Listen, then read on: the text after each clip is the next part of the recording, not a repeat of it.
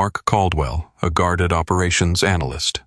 3 years after a painful divorce, has his quiet routine disrupted when his CEO, Evelyn Grant, climbs into his car and insists they go on a date after months of failed hints.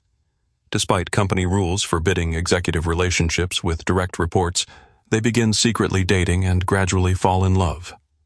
Their relationship is exposed when ambitious coworker Nolan Pierce photographs them holding hands and tries to blackmail Evelyn into giving him a promotion and forcing Mark to withdraw from consideration for a strategy role. They refuse, so Nolan sends the evidence to the board, triggering an investigation suspending Mark's promotion and separating them professionally. Realizing his carefully protected life has become emotional isolation, Mark voluntarily resigns rather than let company policy or Nolan control their relationship, openly tells Evelyn he loves her, and removes their reporting conflict. Nolan loses his leverage and eventually leaves the company while Evelyn survives the board investigation. Mark finds a better-paying logistics job, and 6 months later, Evelyn moves into his townhouse.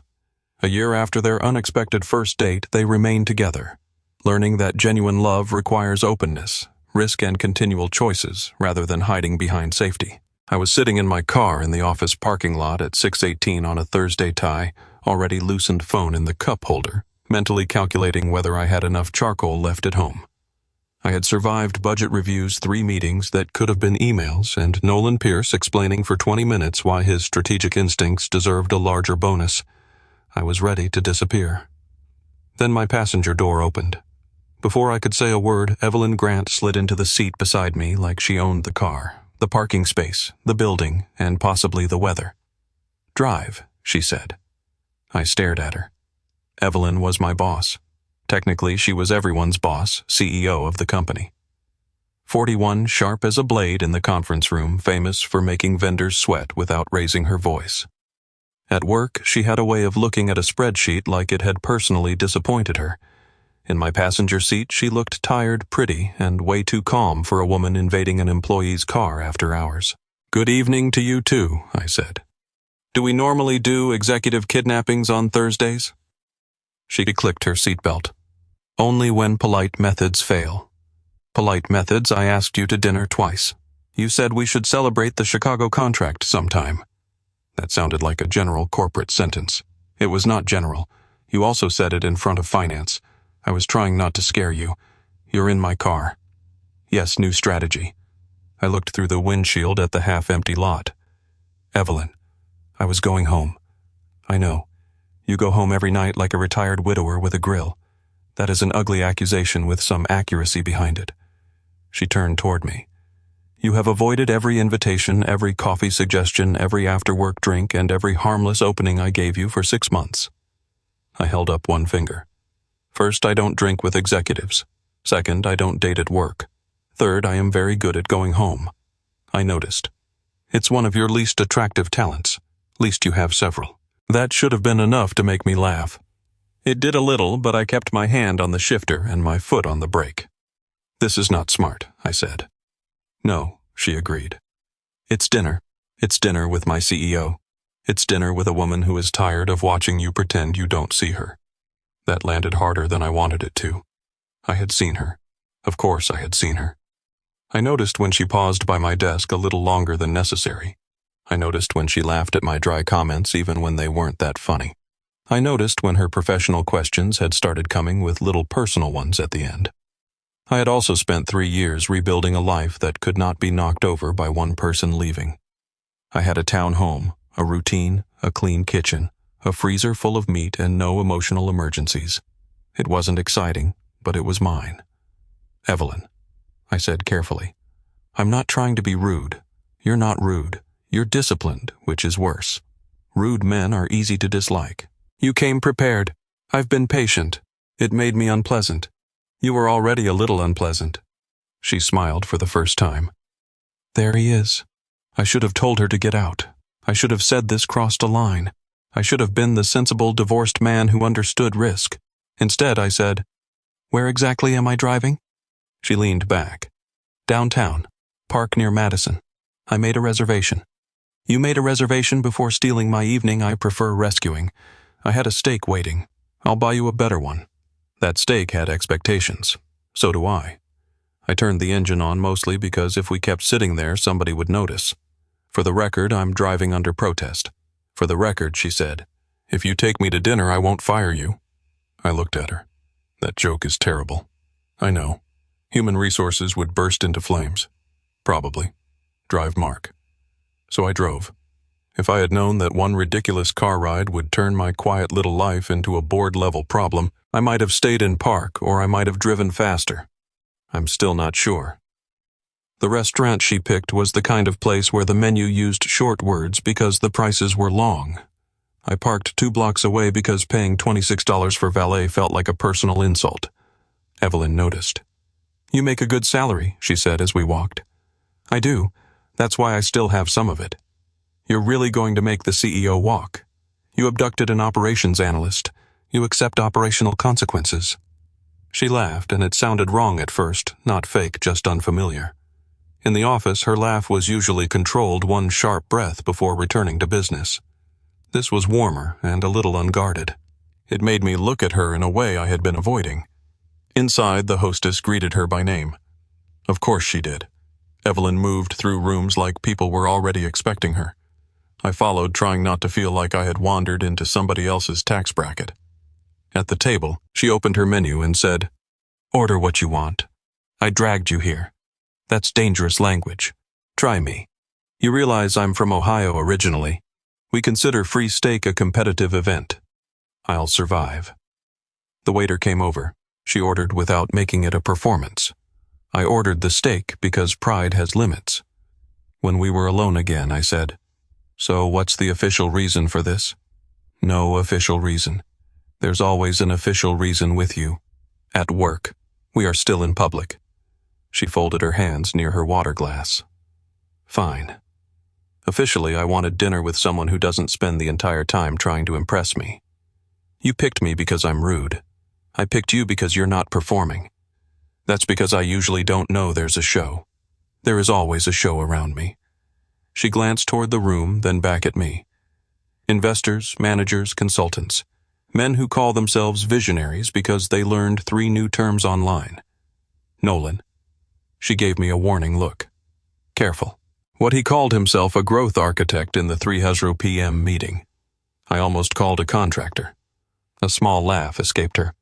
Don't make me encourage you. You started this. I did. Then came the first quiet pause. Not awkward exactly, but different. In the office, silence was filled with decisions. Here it was just 2 people realizing the masks were slipping, and neither one knew how fast to put them back on. She broke it first. You really were going home to cook a steak? Yes. And watch videos? Yes. Any particular subject? Last week it was cabin building. Before that, engine rebuilds. Once I watched a man restore a rusty wrench for 40 minutes. That sounds miserable. It was peaceful. That is not a defense. It absolutely is. She tilted her head. Do you ever go out? I am out right now, under threat. Exactly. I'm a man of adventure. Her mouth curved. Were you always like this? Cheap, yes. No guarded. There it was. Too close too soon. I looked at my water glass. I've been divorced 3 years. I know. Of course you know. Executive access. Payroll forms, mark. Not surveillance. Comforting. She waited. I could tell she wanted to ask more, but she didn't push. That was the first thing that surprised me. At work, she pushed until numbers confessed. With me, she let the silence stand. I gave her 1 honest inch. My marriage ended badly. Not dramatic in the movie sense. Just enough lies and disrespect to make a man very fond of locked doors. Her expression softened but didn't turn pitying. I appreciated that. Pity from a woman like Evelyn would have made me walk. I'm sorry, she said. Don't be. I got the grill and the split. That's your takeaway. It's a good grill. She shook her head. You are impossible. I'm consistent. Dinner arrived and the conversation got easier because food gives people something to do with their hands when the truth shows up uninvited. She told me about growing up outside Denver, about taking over the company after the founder stepped down, about being the person everyone came to with problems and no one invited to normal plans. You are the CEO, I said. People are intimidated. I know. That bothers you sometimes. She cut into her fish, then stopped. Most days I like being good at my job. Some days I realize the job has eaten everything else. That's the most cheerful thing anyone has said over dinner. You watched Rusty Wrench videos. Fair. She looked at me over the rim of her glass. You're enjoying this more than you planned. I never said that. You don't have to. You stopped checking your watch. I glanced down. I had not checked it in over an hour. That proves nothing, I said. Maybe I'm being polite. You know. I smiled despite myself. By the time dessert came, I had missed my escape window by a mile. I had planned to survive 60 minutes, thank her, drive her home, and put this night in the folder labeled Strange Executive Behavior. Instead, I was leaning back in my chair laughing because Evelyn had just admitted she once fired a consultant in her head 7 times during one presentation, but kept him on because he accidentally gave one useful idea. So mercy does exist, I said. Barely. Good to know. When the check came, she reached for it. I stopped her. No, you are not paying. I know you're paying here. Then why are you touching the check? Because we're going somewhere else. She paused. We are. If you're going to ruin my steak night, we're doing it properly. Her eyes searched mine, careful now. Mark. What? You don't have to extend the evening because you feel cornered. I don't feel cornered. You sure, Evelyn, I'm 35 years old. I've survived marriage mortgage paperwork and Nolan's team-building slideshow. If I want to leave, I can leave. She sat back. And you don't... No. The word came out plain, no decoration, no clever cover. It changed the air between us. She looked down at the check, then slid it toward herself. Fine, I pay here. You pick the next place. I know a spot. Should I be concerned? It has paper napkins. Terrifying. The second place was a small dessert and coffee shop 6 blocks away, plain and busy and nothing like the restaurant. I paid for coffee and a slice of pie we ended up sharing because she claimed she only wanted 1 bite, which is a phrase that has never been legally binding. You said 1 bite, I told her after the 4th. I'm the CEO. I revise projections. That's theft with vocabulary. She pushed the plate toward me. File a complaint. I know where HR sits. HR fears me. I believe that. We talked until the staff started stacking chairs, not about quarterly targets, not about executive strategy, about bad apartments, old music, the weird loneliness of hotel rooms on work trips, and why neither of us liked being called strong by people who only meant useful.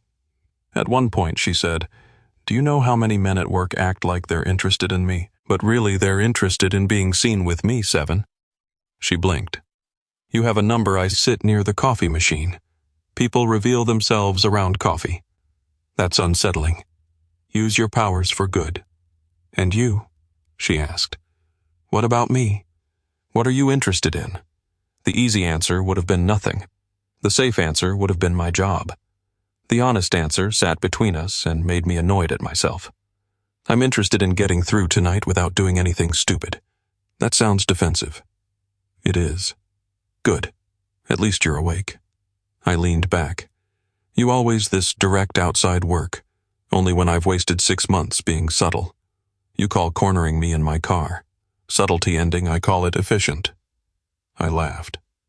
You're dangerous. No, she said softer. I'm tired of pretending I don't want normal things because people expect me to be above them. That line stayed with me on the walk back to my car. When I drove her home, the city had gone quiet in that late evening way where every traffic light feels too bright. She lived in a townhouse not far from downtown nice but not showy. I pulled up at the curb and left the engine running. For a moment, neither of us moved. Well, she said, you survived. I did better than that. She looked over. I kept my hands on the wheel. Thank you. For forcing you. For breaking through my bachelor wall with a crowbar. Yes. Her face changed, not dramatically, just enough to show she had expected a joke and got something honest instead. I thought you'd run as soon as dessert ended, she admitted. I thought I would too. And now I'm wondering when I see you again. She turned fully toward me. Mark, I know. No, I need you to really know. Her voice lost the warmth and picked up the CEO edge again, but there was fear underneath it. The company policy is strict. No relationships between executives and direct reports. Not disclosed, not managed, not tolerated. It exists because this board got burned before. If anyone finds out, this becomes ugly fast. I understand. I don't think you do. I could lose credibility. You could lose your job. People would say you got favorable treatment. People would say I abused authority. They would understand that too. She looked out the windshield. I can't be careless. Neither can I. And if we do this, even dinner, even coffee, even one more night, it has to stay private. That sounds lonely. It's practical. Those two are cousins. Her mouth lifted, but she didn't laugh. I turned the engine off. That made her look at me. I'm not asking you to risk everything because I enjoyed pie, I said, but I'm also not going to pretend tonight didn't happen.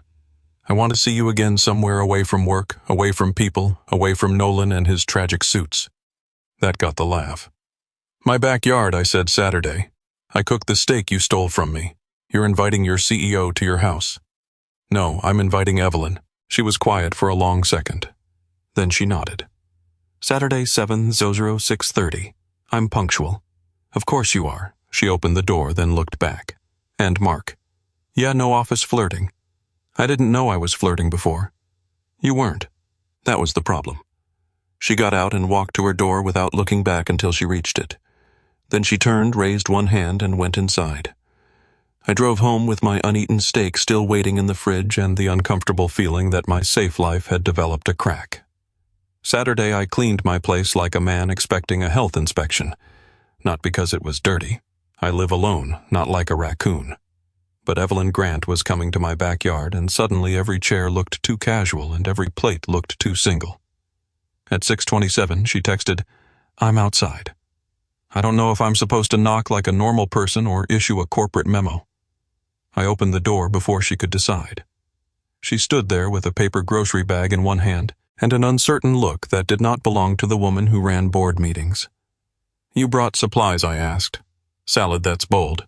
I was planning meat and masculine denial, I assumed. Come in. She stepped inside and looked around, not judging, just taking in the quiet. My townhome was simple. Kitchen, living room, patio, out back, no decorative pillows with inspirational lies on them. This is very you, she said. Is that praise or an incident report? It's calm. That sounds like praise from a busy woman. It is. In the backyard, I had the grill ready. She put the salad in the kitchen and came out holding 2 glasses of water like she had assigned herself a job. You don't have to help, I said. I know. That's why I'm helping. You're bad at relaxing. Terrible. I handed her tongs. Hold these. It gives the illusion of contribution. She accepted them. You're trusting me with equipment. Barely.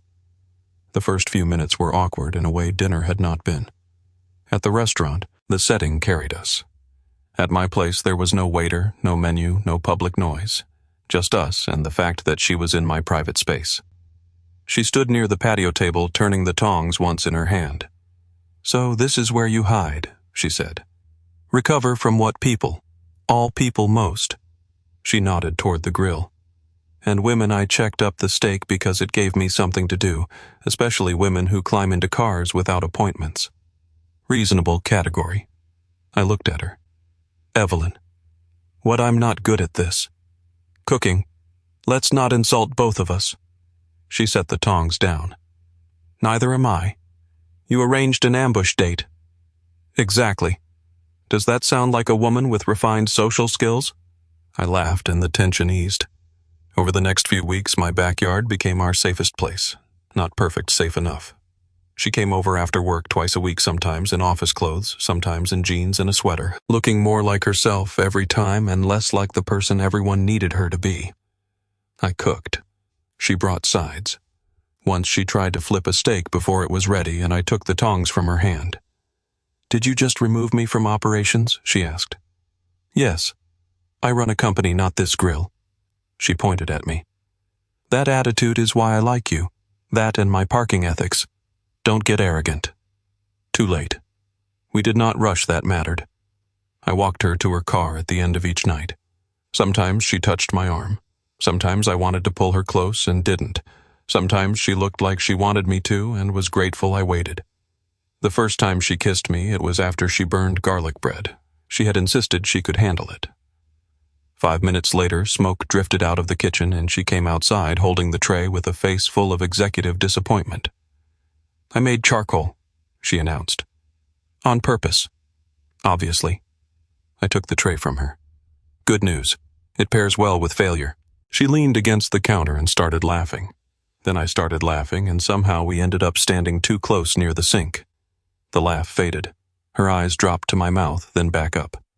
"Still think this is a bad idea?" she asked. "Yes." "Good." Then she kissed me. It was not careful for the first second. Then it became careful because both of us remembered who we were and what could happen. She stepped back first. "I should go," she said. "Probably." Neither of us moved. "I mean it," she added. "I know. I have an early call. I know. And if I stay—" "Evelyn." She stopped. I opened the back door. "I'll walk you out." Her expression softened, and I saw respect there. Maybe relief, too. Desire is easy. Respect takes discipline. I had lost enough in my life to know the difference. At her car, she touched my cheek briefly. "You make it difficult to keep my head," she said. "I'm trying to make it possible." She nodded once. "That may be worse." Then she left. My routine changed after that. I still cooked steaks, but now I bought enough for 2. I still watched videos, but sometimes she sat beside me on the couch and mocked them. "This man has spent 12 minutes sanding a chair leg," she said one night. "It's a delicate process. It's a chair leg. You don't respect craftsmanship. I respect results. That explains the board meetings." She nudged me with her foot. "Careful, analyst?" "Yes, Mom."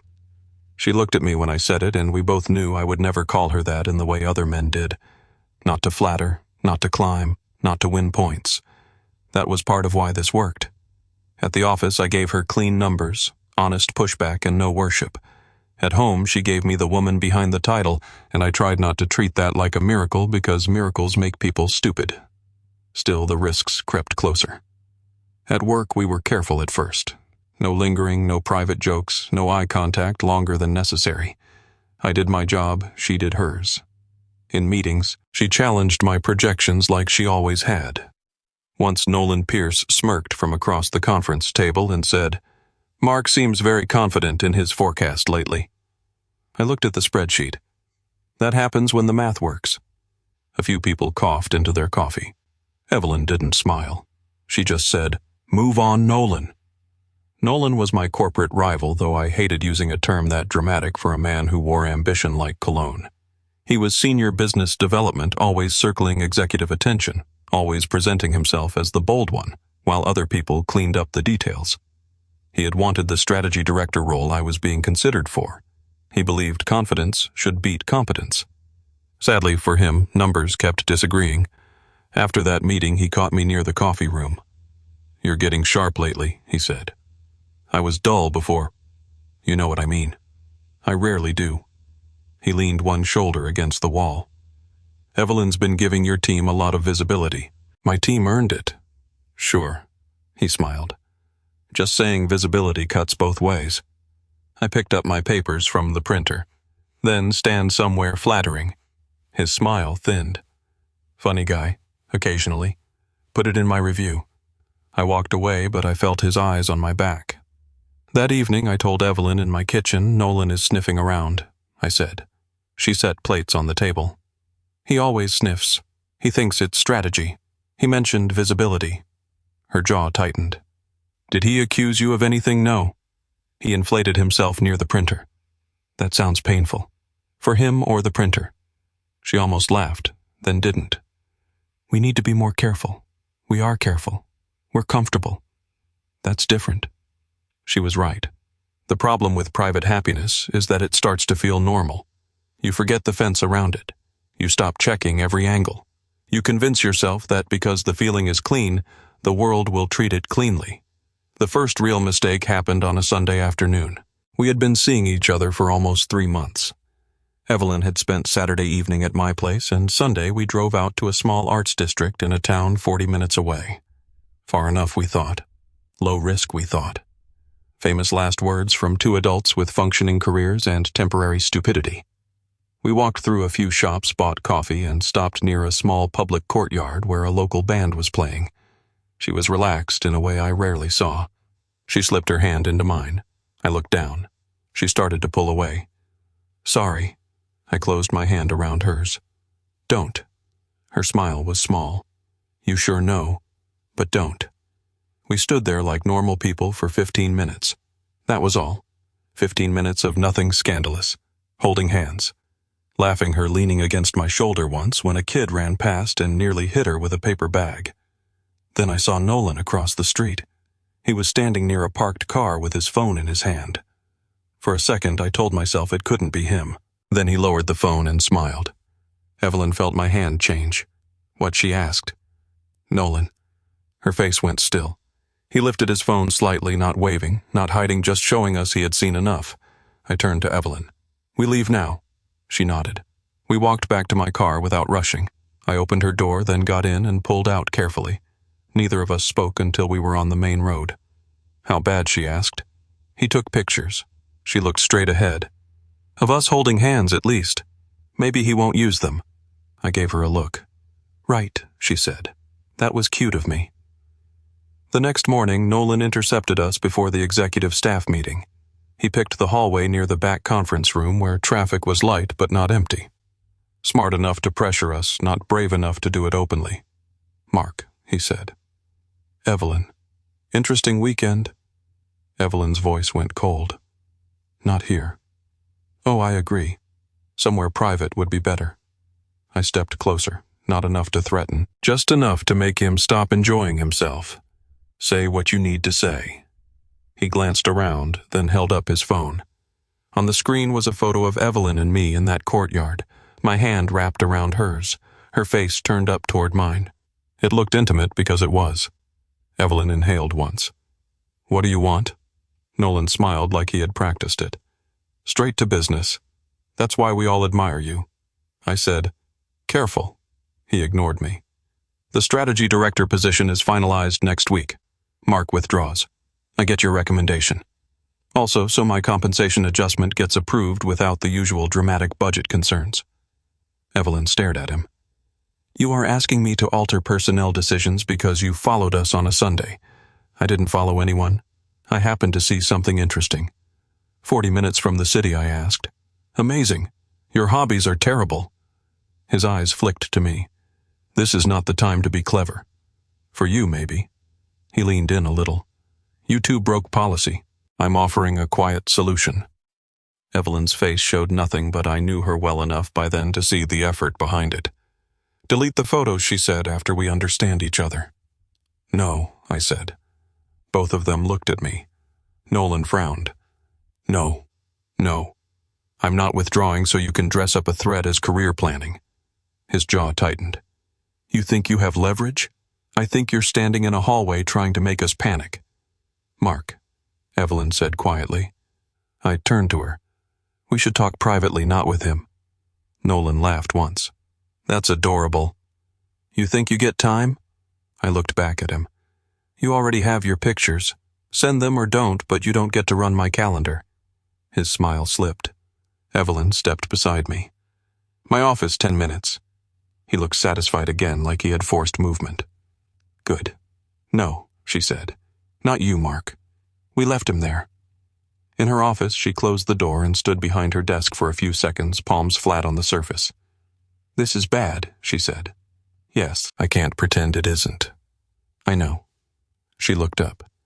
"If he sends those to the board, they'll open an inquiry. They have to. Even if nothing improper happened at work, the reporting line is enough. I know. You could lose the promotion. I know. You could lose your job. I know that too. Stop saying you know. What do you want me to say I don't know?" Her voice cracked at the edge, then steadied. "That's the problem." I moved closer but stopped before I reached the desk. This was still her office, still dangerous. Still wrong in the eyes of the policy written by people who were not standing in that room. "He wants us controlled," I said. "If we give him this, it doesn't end. I understand that." "Do you?" Her eyes sharpened. "Don't talk to me like I'm afraid to make hard decisions. I'm not. I'm talking to you like someone I care about who is being cornered."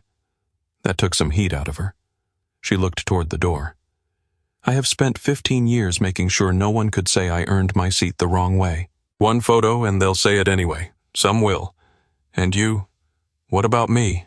Are you ready for people to say you got close to me for advantage? I almost gave a joke. I had 3 ready. None of them fit. No, I said, but I can live with people being wrong. I can't live with handing Nolan a steering wheel. She sat down slowly. He'll send them, she said. Probably. Then we refuse. I nodded. Together. She looked at me for a long time. Together. Yes. You understand what that word costs here, I'm starting to. She opened her desk drawer, took out her phone, and typed one short message to Nolan while I stood there. We will not comply with your demands. Do not contact either of us privately about this again. She showed it to me before sending. Good, she asked. Good. She sent it. For about 3 hours, nothing happened.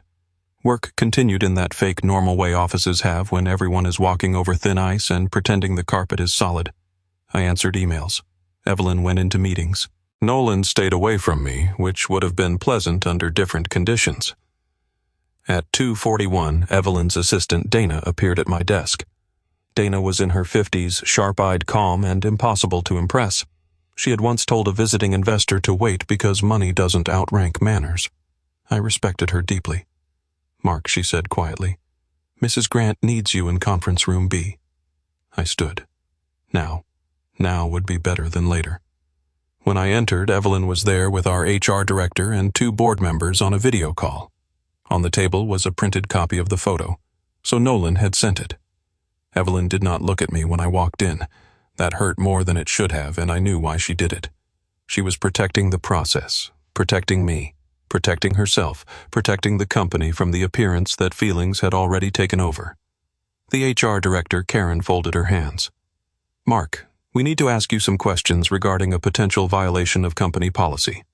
Understood, I said. A board member on the screen spoke next. Is the image authentic? I glanced at Evelyn. She still didn't look at me.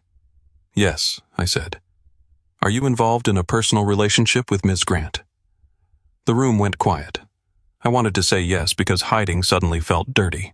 I wanted to say no because one word could damage her. I wanted to say 100 things that would not fit inside corporate language. Evelyn answered first. We had begun seeing each other outside work. It was private. No company resources were used, and I gave no preferential treatment. Karen looked at me. Do you agree with that description? Yes. Did Ms. Grant pressure you into the relationship in any way? I almost laughed. Not because it was funny, because the real answer involved her climbing into my passenger seat and threatening my employment over dinner like a lunatic with excellent reservation skills. No, I said. She did not pressure me. Evelyn's eyes moved to me then just briefly. The questions continued. Dates, work decisions, promotions, reviews, compensation, reporting, structure.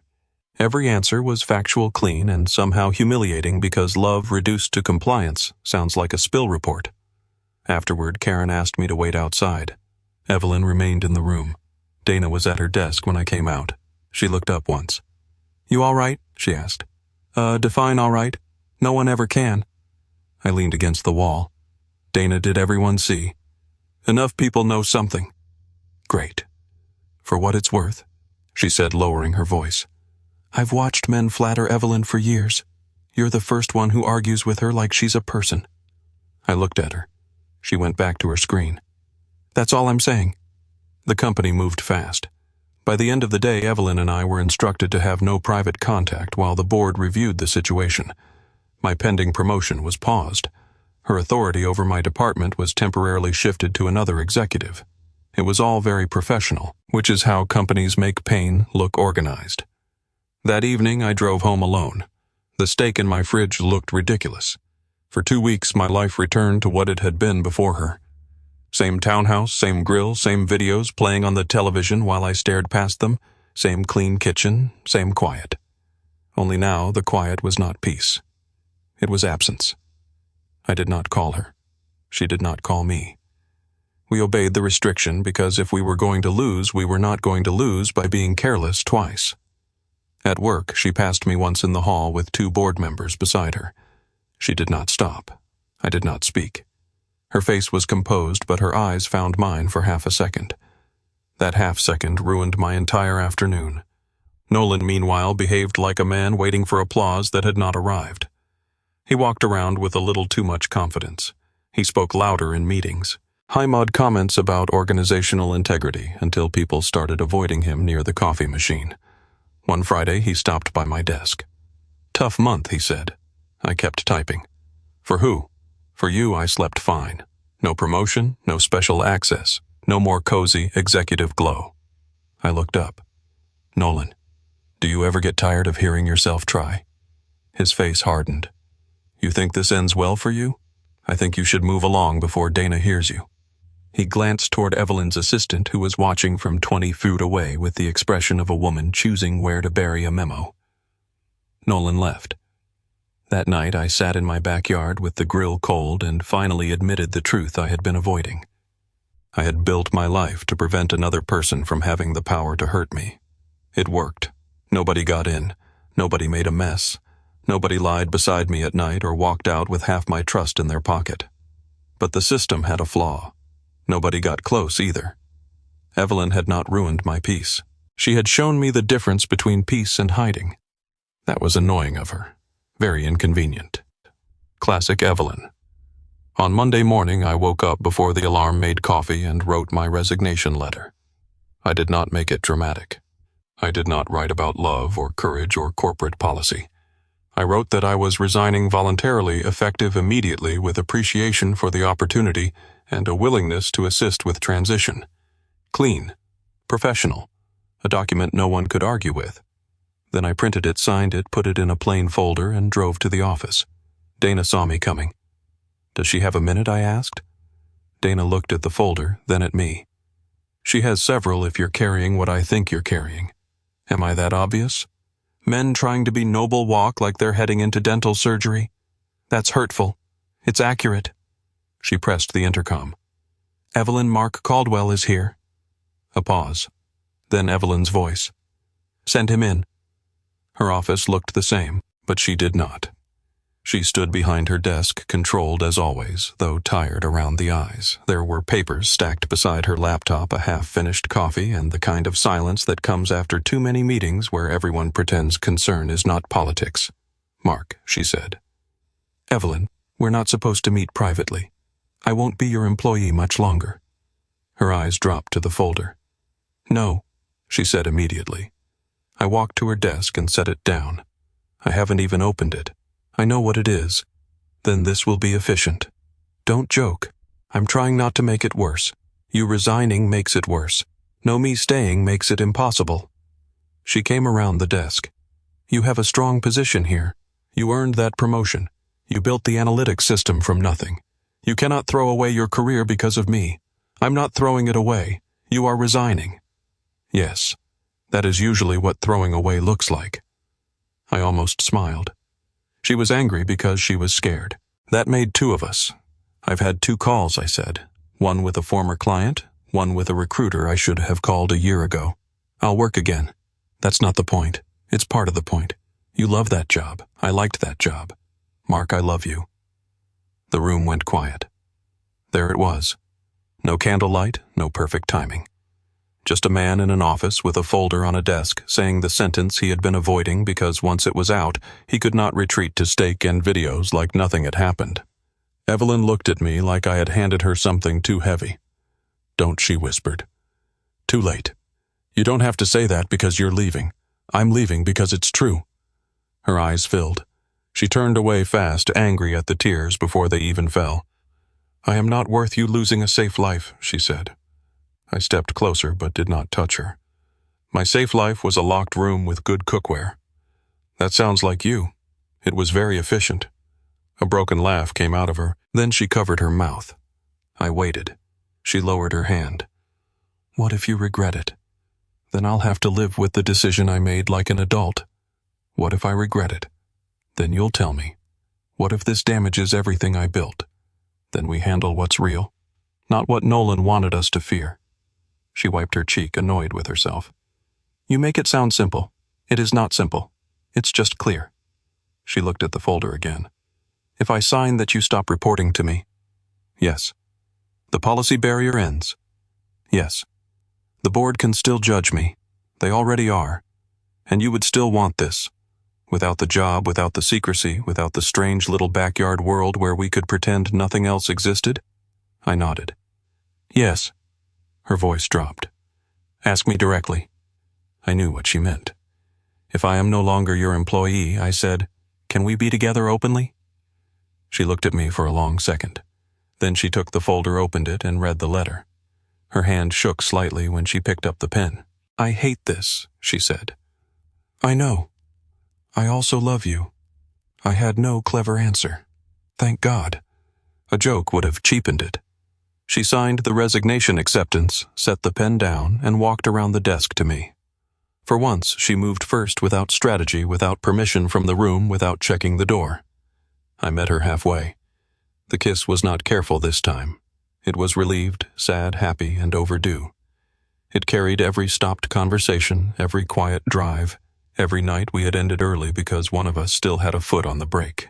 When we separated, she rested her forehead against mine for 1 second. You are unemployed, she said. I prefer available for better opportunities. She laughed through the last of her tears. Idiot. Former employee idiot. That does help. A knock hit the door before either of us could move away. Dana opened it just enough to peek in. Her eyes flicked to our faces, the folder and the signed page. Well, she said, conference room rumor traffic is heavy. You may want to decide whether you're hiding or walking. Evelyn looked at me. I took her hand. Walking. She squeezed once. Walking. We stepped into the corridor together. The office had that strange electric hush of people pretending not to stare. The squelch went quiet. A few heads turned too fast. Someone stopped mid-sentence near the break room. Evelyn did not let go of my hand, neither did I. We made it halfway down the hall before Nolan appeared from the side corridor, practically glowing with expectation. Well, he said loudly enough for nearby people to hear. This is interesting. I assume the board meeting didn't go well. I stopped. Evelyn stopped beside me. Nolan looked at our joined hands and smiled wider. Still not very careful, are we? I said. I resigned. His smile froze. What I resigned voluntarily effective immediately. Evelyn signed it 5 minutes ago. He looked from me to her. That doesn't erase what happened. No, Evelyn said. Her voice was steady now. But it removes the reporting conflict. The board has the facts. You no longer have leverage over either of us. Nolan's face tightened. You think people will just accept this? I shrugged. People accept a lot when the alternative is listening to you explain integrity. A low sound moved through the hallway. Not quite laughter close. Nolan flushed. You're making a mistake. Maybe I said, but it's mine. Evelyn looked at him like he was a meeting she had decided to end. Any further concerns go through HR, not hallway performances. Dana, standing behind her desk, added, I can print the form if you need help finding the process. That time, people did laugh. Nolan's mouth opened, then closed. He stepped back. There is a special kind of defeat that happens when a man realizes the weapon he polished all week has turned into office clutter. Nolan wore it poorly. Evelyn and I kept walking. I expected silence. Instead, someone started clapping. It was Marcus from finance, a big guy with a soft voice who had once told me my spreadsheet saved him from a weekend of despair. He clapped twice, then looked embarrassed. Then Dana joined. Then a few more. It spread awkwardly at first, then warmly. Not like a movie, not perfect, but human. Evelyn looked straight ahead, but her grip tightened. At the elevator, she turned to the office. I'll address the company after the board completes its review, she said. Until then, get back to work. We still have clients. A few people laughed again. The elevator doors opened. We stepped inside together. As they closed, I looked at her. You realize you just told people to get back to work during our grand exit. I am still the CEO. Good point, and you are still unemployed. Temporarily. She smiled. Just drive. I looked at her hand in mine. Wear my place first, then yours. Then we figure out dinner like normal adults who have made a mess. That sounds ambitious. It is. Good, I said. I'm getting bored with safe. The board review lasted another month. It was uncomfortable, formal, and full of careful language. Evelyn kept her job. There were consequences, but not the kind Nolan had hoped for. She had to recuse herself from certain past personnel matters. The company revised its disclosure process. People talked, then moved on because offices always need a new subject by lunch. Nolan did not get the strategy role. He left 3 months later for another company where, according to Marcus, he could pursue his passion for being someone else's problem. I took a job with a regional logistics firm across town.